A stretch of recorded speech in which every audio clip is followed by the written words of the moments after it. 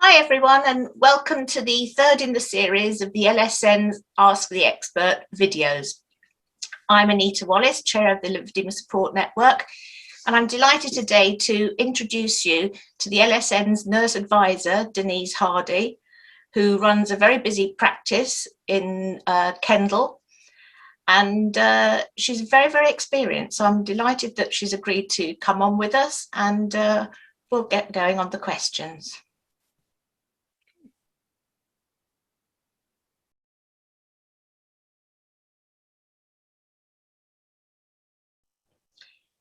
Denise, I think this is a really interesting question. Does lymphedema get worse when you're pregnant?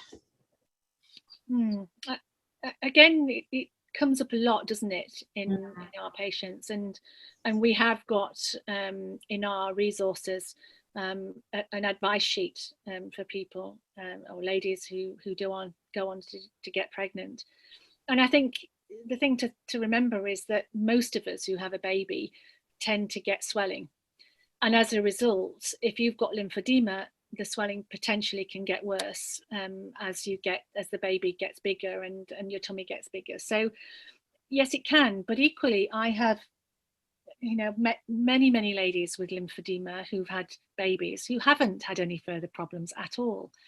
So again, I think it's very individual, and if you've had lymphedema for some time and you follow the basic rules of self-management, it will become a problem. However, it's good to keep in touch with your clinic, I think, and that's what I advise all our patients to do who learn that they're having a baby. We touch base with them a little bit more frequently. It needn't be as a visit, it just needs to be perhaps by email or a telephone call. And I encourage them all to contact me should they have problems. But I think, the potential is there for the lymphedema to worsen for sure. So I think can I interrupt? Is that to worsen whilst you're pregnant, and does it improve once you've had the baby, when everything else, your mobility and everything else, and your body all gets back to normal? Yeah, absolutely. It might just be short-lived. Exactly right, yes. So I think for me it's about, I obviously these days the ladies are seen very frequently by the teams, the maternity teams, etc. And I think it's about bringing up the fact that you've got lymphedema with them at the first port of call. Definitely. That gets them used to the fact that, oh yes, okay, I've got something, because to me it's relevant but when you've had the baby as well, or when you're having the baby during the labour, because I think of all the women that I've met, the problems have arose the most during the labour. And that has been when they have perhaps had a C-section and they've not had their garments on or not taken them into the hospital. And that's where everything started to fall down. So it's about thinking ahead in regard to what may happen when they have a baby. So we go through all of that with them. We talk about the healthy eating and the exercising, what they can and what they can't do. And to be fair, there's not much they can't do. They just do as normal, really.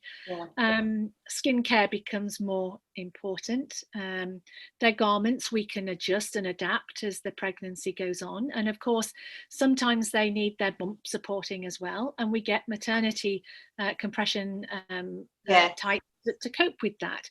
So I don't think anybody who has lymphedema who gets pregnant should worry too much about it, because we can help them to come to terms with that. And as you rightly said, and not to worry them that it's not going to come back to what it was like beforehand. It's just following the same rules that they have followed usually majority of the time that they've had lymphedema. But it also is a way of educating others that they come across. So I think anybody who perhaps is watching this do ask for that.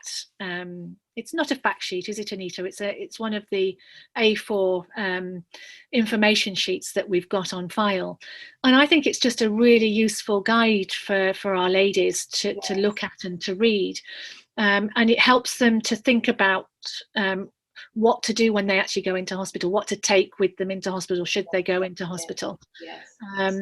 But my advice would be to touch base with their clinic if they have one, to make sure that their garments are replaced frequently as the baby bump grows.